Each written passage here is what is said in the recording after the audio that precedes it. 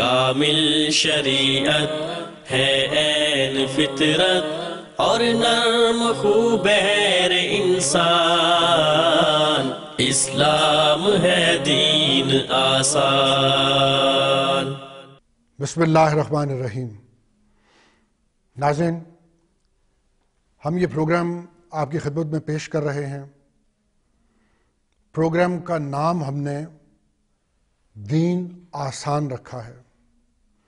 میں چند تعارفی باتیں اس پروگرام کے حوالے سے آپ کی خدمت میں پیش کروں گا کہ اس پروگرام کا اسلوب کیا ہے، اس پروگرام کو آپ کے سامنے پیش کرنے کا مقصد کیا ہے، کیونکہ بغیر مقصد کے کام کرنا اسلام اس چیز کو پسند نہیں کرتا ہے۔ من حسن الاسلام المرء ترکہ ما لا یعنی ہے، ترمذی شریف۔ حضور اقدس علیہ الصلاۃ والسلام کا ارشاد گرامی ہے کہ آدمی کے حسن دین کا معاملہ یہ ہے کہ وہ بے معنی چیزوں سے اجتناب کرتا ہے۔ تو ہر کام کا اس دین کی دنیا میں ایک مقصد ہونا چاہیے، اور مقصد اس پروگرام کا ظاہر ہے کہ یہی ہوگا کہ اس سے فائدہ ہو، خود مجھے فائدہ ہو، کیونکہ جو آدمی بات کر رہا ہوتا ہے اس کا اولین مخاطب اس کا اپنا نفس ہونا چاہیے۔ آپ سننے والوں کو فائدہ ہو، کیونکہ ہمارا خیال یہ ہے کہ باتیں کرنا، مسجع و مقفع عبارات لوگوں کے سامنے پیش کرنا، یا ان کے جذبات کو ہوا دینا اور بھڑکا دینا اور ہا ہو کے نعرے لگوا دینا، اور اس کے بعد سننے والے بھی گھر چلے جائیں اور بولنے والا بھی گھر چلا جائے اور فائدہ کسی کو نہ ہو، تو یہ محض اوقات کا، وقت کا ضیاع ہے۔ تو اس لیے ایک مقصد اس پروگرام کا پیش نظر ہے۔ اس طرح ناظرین، ایک بات اس پروگرام کے نام کے حوالے سے، دین آسان، اس کا نام کیوں رکھا ہے؟ ایک بات تو یہ ہے کہ منہ شگافیوں سے بچتے ہوئے اور پیچیدگیوں سے کنارہ کرتے ہوئے آسان طریقے سے دین کو آپ خواتین و حضرات کے سامنے پیش کرنا، یہ ہے اسلوب اس پروگرام کا، اور اس لیے اس کا نام رکھا ہے دین آسان۔ ایک اور وجہ نام دین آسان رکھنے کی، حضور اقدس علیہ الصلاۃ والسلام کی ایک حدیث میں دو الفاظ ہیں، الدین و یسر۔ یہ دین ایک آسان چیز ہے، یہاں سے ہم نے اخذ کیا ہے اس پروگرام کا نام، دین آسان۔ تو دین آسان، الدین و یسر۔ ناظرین، ایک اور بھی دین کے بارے میں غلط فہمی ہے کہ شاید خود کو مشکل میں ڈالنے سے اللہ تعالیٰ خوش ہو جاتے ہیں، یا جتنا آدمی اپنے آپ کو تکلیف پہنچائے گا، جسے سیلف مورٹیفیکیشن یا سیلف انفلکشن کہتے ہیں، تعذیب نفس، جتنا آدمی خود کو تکلیف پہنچائے گا اسے اتنا اللہ تعالیٰ کا قرب حاصل ہوگا۔ یہ ایک غلط فہمی ہے۔ یہ معاملہ جوگیوں کے مذہب میں تو ہو سکتا ہے، یہ ہندو مت یا بدھ مت والوں کی بے راہ روی تو ہو سکتی ہے، لیکن ناظرین یاد رکھیے، جو دین حضور اقدس علیہ الصلاۃ والسلام لے کے آئے ہیں اس میں یہ چیز نہیں ہے۔ آپ علیہ الصلاۃ والسلام نے تو ارشاد فرمایا ہے کہ من شاق شاق اللہ علیہ، جو جان بوجھ کر خود کو مصیبتوں میں ڈالتا ہے پھر اللہ تعالیٰ اس پہ مشقتیں لاد دیتے ہیں۔ جو دین حضور اقدس علیہ الصلاۃ والسلام لے کے آئے، الدین و یسر، آپ علیہ الصلاۃ والسلام تو ارشاد فرماتے ہیں کہ دیکھو، جب دو راستے تمہارے سامنے ہوں، اذا ابتلیت ببلاء فاختر اہونہما، جب دو کٹھن چیزیں تمہارے سامنے ہوتی ہیں تو ان میں سے آسان راستے کو اختیار کیا کرو. یہ ہے ہمارے دین کا مزاج. حضور اقدس علیہ الصلوۃ والسلام جب لوگوں کو تبلیغ کے لیے بھیجا کرتے تھے تو نصیحت فرمایا کرتے تھے. کیا نصیحت فرماتے تھے؟ یسرا ولا تعسرا. دیکھو جہاں تمہیں بھیج رہا ہوں وہاں جا کے لوگوں کے لیے آسانی پیدا کرنا، ان کو مشکل میں مت ڈالنا. یعنی تم جب ان کو دین بتا رہے ہو تو وہ دل میں ڈر رہے ہوں کہ خدا خیر کرے، اس دین پہ عمل کون کرے گا، یہ کیفیت پیدا نہ ہو. یسرا ولا تعسرا، مشکل میں مت ڈالنا. یہ ہمارے دین کا مزاج ہے. یہاں سے ہم نے اس پروگرام کا نام ناظرین اخذ کیا ہے دین آسان. پہلی بات جو میں نے عرض کی کہ پروگرام کا مقصد اللہ تعالیٰ کے قریب لے کے جانا، حضور اقدس علیہ الصلوۃ والسلام کے قریب لے کے جانا. پروگرام کا مقصد للہیت کو پیدا کرنا، اللہ تعالیٰ کا رنگ چڑھانا، اللہ تعالیٰ کی معرفت پیدا کرنا، اس کی محبت پیدا کرنا، اس کی عبادت کا ذوق اپنے اندر پیدا کرنا. یہ ہے پروگرام کا مقصد. اور یہ جو صفات ہیں اس کی توحید کی، ان کو صرف دماغ تک نہیں، روح کی گہرائیوں میں اتارنا. یہ ہے ناظرین اس پروگرام کا مقصد. لا معبود الا اللہ، اس بات کی وضاحت کرنا. اس لیے ہم یہ پروگرام کر رہے ہیں کہ عبادت کا سزاوار صرف وہی ہے. وہ ہے جو اس کائنات کو عدم سے وجود میں لے کے آیا ہے. وہ ہے جو بتدریج اس کائنات کو تمام ارتقائی مراحل سے گزار کر حد کمال پہ لے آیا ہے. وہ ہے جس نے جمادات کو پیدا کیا ہے. وہ ہے کہ جس کی قدرت کاملہ سے جامد پتھروں میں سے ابلتے ہوئے چشمے پھوٹے ہیں. وہ ہے جس نے نباتات اور حیوانات کو پیدا کیا ہے اور ان کی اتنی قسمیں بنائی ہیں کہ اگر ہم انہیں شمار کرنا چاہیں تو شمار نہ کر سکیں. عبادت صرف اسی کی ہونی چاہیے. وہ ہے جس نے جوہر حیات کو پیدا کیا ہے، پھر ان گنت لبادے اسے اڑا دیے ہیں. وہ ہے جس نے آدم خاکی کو پیدا کیا ہے، اسے اشرف المخلوقات بنایا ہے اور اس کے اوپر مادی اور روحانی عنایات اور الطاف کی بارش کی ہے. عبادت صرف اس کی ہونی چاہیے. یہ ہے وہ مقصد. لا محبوب الا اللہ والذین آمنوا اشد حبا للہ. مومن کو شدید ترین محبت اللہ تعالیٰ کی ذات سے ہوتی ہے. یہ وہ مقصد ہے کہ اس محبت کو اپنے اندر پیدا کریں کہ اللہ تعالیٰ کی ذات محبت کا مرکز اور محور بن جائے. سب کو چاہیں تو صرف اس کی خاطر چاہیں.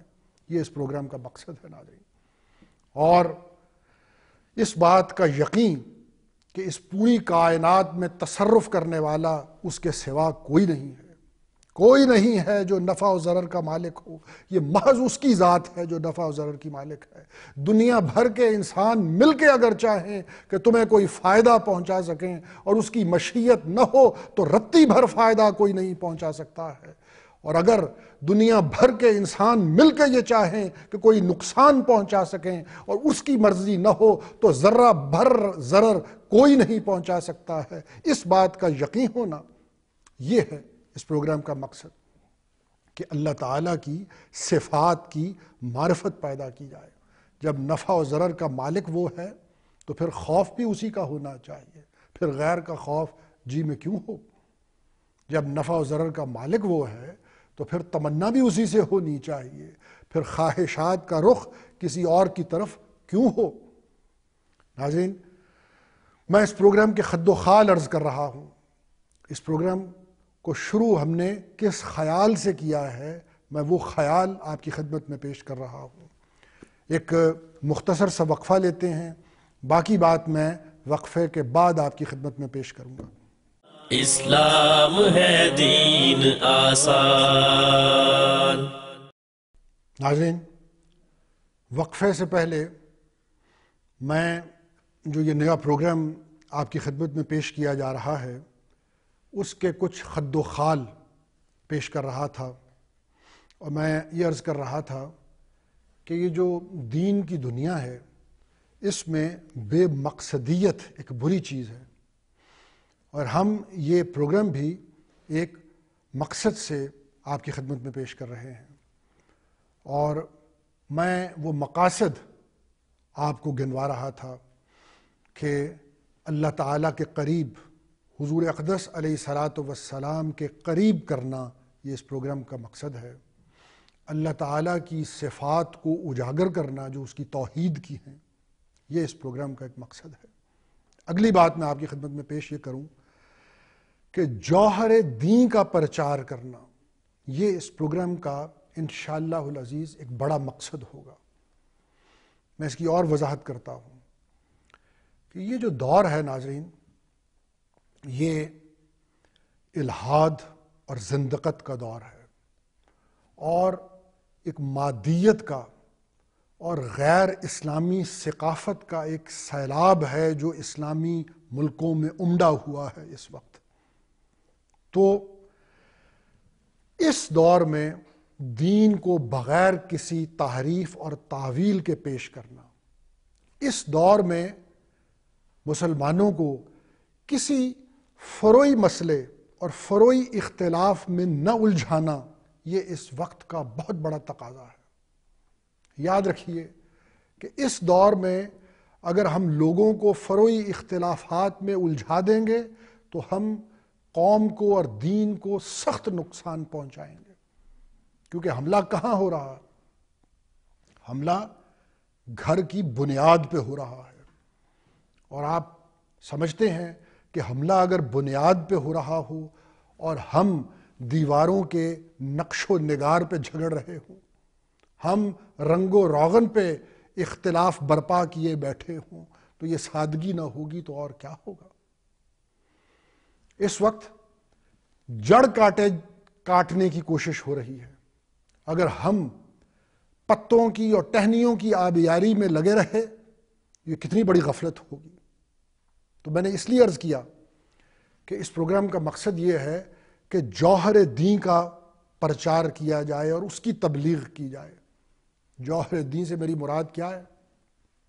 کہ وہ مستقل اخلاقی قدریں دین جن کا پرچار کرتا ہے، جو زمان و مکان کے ساتھ بدلتی نہیں ہیں، وہ قدریں جو افریقہ کے تپتے ہوئے صحراؤں میں اور یورپ کی منجمد فضاؤں میں یکساں رہتی ہیں، ان قدروں کا پرچار کہ تمام پیغمبر جن قدروں کی تبلیغ کرتے رہے اور جن کو اب سب سے جامع اور مفصل صورت میں اور آخری ارتقائی منزل پہ پہنچا کر اس سید الاولین و سید الآخرین انسانیت کے حوالے کیا، ان قدروں کا پرچار یہ اس وقت کی بہت اہم ضرورت ہے۔ یہ ہے وہ جوہر دین جس کو میں نے ابھی آپ کے سامنے کہا کہ پروگرام کا بڑا مقصد ہوگا۔ اس کے علاوہ ناظرین، ہم یہ سمجھتے ہیں کہ دماغ اور دل ان دونوں کی نشو و نما ہونی چاہیے، اور ہم اس پروگرام سے یہ مقصد بھی حاصل کریں گے۔ جذبات کی تطہیر، یاد رکھیے، ذہنی انقلاب اکیلا کام نہیں کرتا ہے جب تک جذبات کی تطہیر نہ ہو، جب تک روح کا تزکیہ نہ ہو۔ اکیلا ذہنی انقلاب اور علمی انقلاب کام نہیں کرتا ہے۔ یہ جو اعضاء اور جوارح ہیں یہ عقیدہ کے مطابق عمل نہیں کرتے ہیں جب تک جذبات کی تطہیر نہیں ہوتی ہے۔ تو ایک بات یہ کہ دماغ کے ساتھ ساتھ دل، روح کی نشو و نما پہ کام کرنا، یہ ایک مقصد ہوگا اس پروگرام کا۔ اور اس کے ساتھ جیسے میں نے دوسری بات عرض کی کہ مختلف نظام ہائے زندگی کا موازنہ اسلامی نظریہ حیات کے ساتھ، اور ثابت یہ کرنا کہ کس طرح اسلامی نظریہ حیات ایک فوقیت رکھتا ہے دنیا کے دوسرے تمام نظام ہائے زندگی پر۔ تاکہ مرعوبیت ختم ہو سکے، تاکہ احساس کمتری کا خاتمہ ہو سکے، وہ مرعوبیت جو بالعموم مسلمانوں پہ طاری ہے، اور خاص طور پہ ہماری نوجوان نسل، اس کو ایک موازنہ کر کے دکھایا جائے کہ ہمارا جو اپنا خزانہ ہے وہ کس طرح کے لال اور جواہرات سے بھرا ہوا ہے۔ اور اس کا مقصد وہی ہے جو میں نے عرض کیا کہ مرعوبیت کا خاتمہ ہو، خوف اور ڈر کا خاتمہ ہو، احساس کمتری کا خاتمہ ہو، اور وہ جو انفیریورٹی کمپلیکس ہے اس کا خاتمہ ہو، کیونکہ وہ جو ڈرا ہوا اور مرعوب آدمی ہے، یاد رکھیے اس کا ایمان کیا ایمان ہوگا اور اس کا اسلام کیا اسلام ہوگا۔